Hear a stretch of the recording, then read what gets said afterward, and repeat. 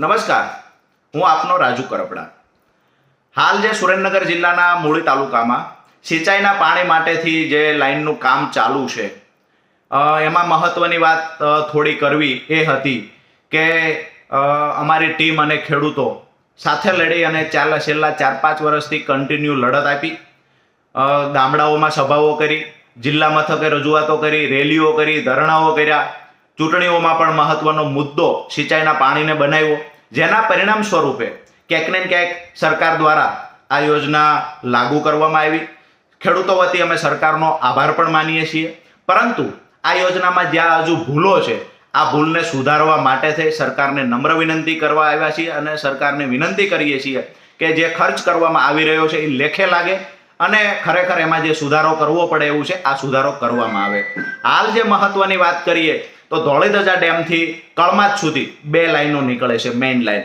એકનું માપ છે 1369 mm, બીજાનું માપ છે 1318 mm. આ મુખ્ય લાઈનમાંથી કોઈ તળાવ ભરવાનું નથી. અહીંયાથી પેટા લાઈન નીકળશે, એની અંદરથી બીજી પેટા લાઈન નીકળશે, એટલે કે મુખ્ય લાઈનમાંથી 2 પેટા લાઈનો જે નીકળશે એ પહેલી પેટા લાઈન નહીં, બીજી પેટા લાઈનમાંથી તળાવ ભરવાનું છે. હવે તળાવ ભરવાનું છે, એ લાઈનનું ડાયામીટર કેવડું છે, એ લાઈન પહોળાઈ કેવડી છે, આ ખૂબ મહત્વ રાખે છે. કારણ કે ખેડૂતો છે, અભણ ખેડૂતો છે, એને પણ નોલેજ છે કે તળાવ ભરવા માટે કેટલું પાણી જોઈએ, કેવડી લાઈન જોઈએ.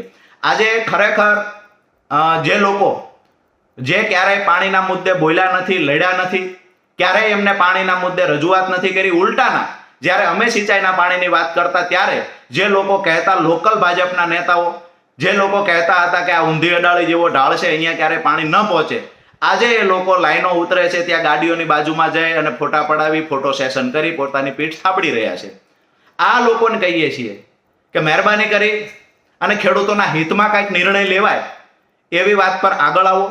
ખેડૂતો માટે થઈ અને કાંઈ રજૂઆત કરવી પડે તો ભૂતકાળમાં તમે નથી કરી, હવે રજૂઆત કરો. માત્ર ફોટો સેશનમાં વ્યસ્ત ના રહો. ખરેખર આ જે લાઈનો નખાય એનાથી ફાયદો થશે, એનાથી તળાવ ભરાશે કે કેમ, આ થોડું કેલ્ક્યુલેશન ક્યારેય કર્યું છે ખરા?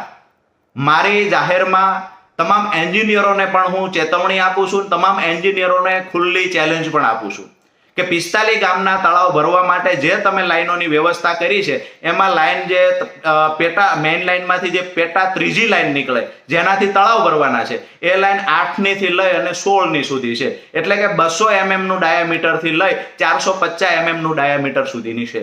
હવે આવડી લાઈનથી હું દાવા સાથે કહું છું કે જે તળાવની અંદર 100 થી વધારે મશીનો ચાલે છે, એ તળાવનું તળિયું ક્યારેય આ લાઈન ઢાંકી શકે નહીં.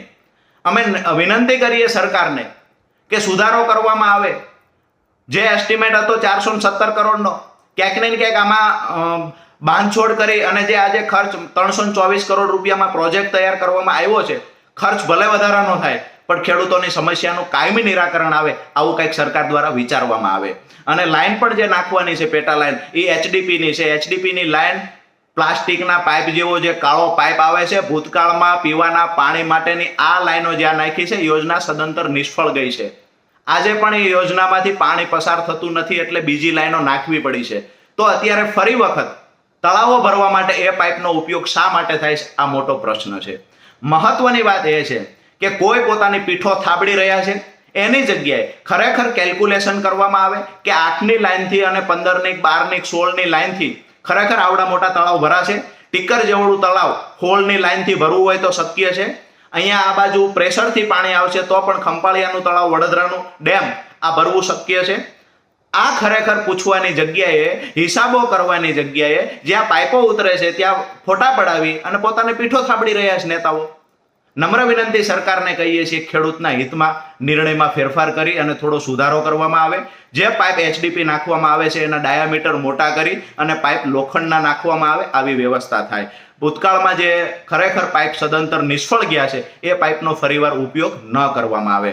અને બાકી રહેલી વાત કે જે તળાવો બાકી રહ્યા છે, એ તળાવો ભરવા માટે પણ યોજના તૈયાર કરવામાં આવે. દરેક ગામનું માત્ર એક તળાવ શા માટે? જેટલા બી તળાવ છે, જેટલા બી ચેક ડેમો છે, એ ભરવામાં આવે. મહત્વની વાત એ પણ છે કે જે મૂળી તાલુકાના 25 સિવાયના બાકી રહેલા ગામડાઓ છે, આ ગામડાઓમાં પાણી ક્યારે પહોંચાડવામાં આવશે, સરકાર દ્વારા જાહેરાત કરવામાં આવે. નહીતર આગામી દિવસોમાં અમારી જે માંગણી હતી, એ માંગ તો એ હતી કે દરેક ખેડૂતના ખેતર સુધી પાણી પહોંચે. આજે જે સરકાર દ્વારા અમારી માંગણીઓ સ્વીકારવામાં આવી છે, ખેડૂતોની માંગણી સ્વીકારવામાં આવી છે, પરંતુ પૂરતા પ્રમાણમાં સ્વીકારવામાં આવી નથી. ક્યાંક ને ક્યાંક માત્ર 5 થી 7% ખેડૂતોને જ લાભ મળે એવું અમને દેખાય છે. કારણ કે ઘણા બધા તળાવો એવા છે જે માત્ર 15-20 દિવસની કેપેસિટી વાળા છે. ઘણા બધા તળાવો મોટા છે, તો ત્યાં જે ડાયામીટર છે 10 ઇંચનું ડાયામીટર ધરાવતી લાઈન નાખવાથી આજે ખેડૂતો 2-3 મશીનનું પાણી ચલાવે, ખેડૂતો 8 ની 10 ની લાઈન નાખે છે. તમે લોકો તળાવ ભરવા માટે 8-10 ની લાઈન નાખશો? બિલકુલ આખું જે કેલ્ક્યુલેશન કોઈએ પણ કર્યું હશે, હું માનું છું અભ્યાસ કર્યા વગરનો આખો પ્રોજેક્ટ તૈયાર થઈ ગયેલો હોય, આવું અમને ક્યાંક ને ક્યાંક દેખાય છે.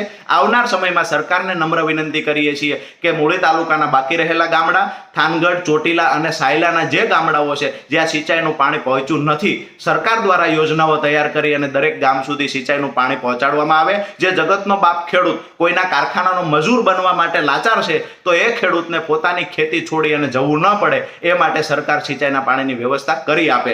આવનારા દિવસોમાં નમ્ર નિવેદન સાથે સરકારને વિનંતી પણ કરીએ છીએ કે આવનાર દિવસોમાં અગર જે બાકી રહેલા ગામડાઓ છે એમાં સિંચાઈનું પાણી નહીં પહોંચાડવામાં આવે, કોઈ યોજના નહીં બનાવવામાં આવે, તો અમે મજબૂતાઈથી ખેડૂતો માટે 100% લડીશું. અને આ યોજનામાં લોકલ નેતાઓને કહીએ છીએ અને સરકારને પણ કહીએ છીએ, પીઠ થાબડવાની બદલે, ફોટો સેશન કરાવવાની બદલે આ યોજનાની અંદર ક્યાંક ને ક્યાંક સુધારો કરી અને મોટા પાઇપ નાખવામાં આવે અને લોખંડના પાઇપ નાખવામાં આવે, આવી વ્યવસ્થા કરવામાં આવે. પ્રોજેક્ટમાં જે કાંઈ ખર્ચ તૈયાર થયો છે, ખર્ચમાં ભલે વધારો થાય, પણ એક વખત કાયમી ધોરણે ખેડૂતોની સમસ્યાનું નિરાકરણ આવે.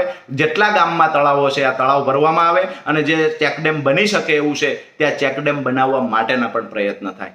આભાર.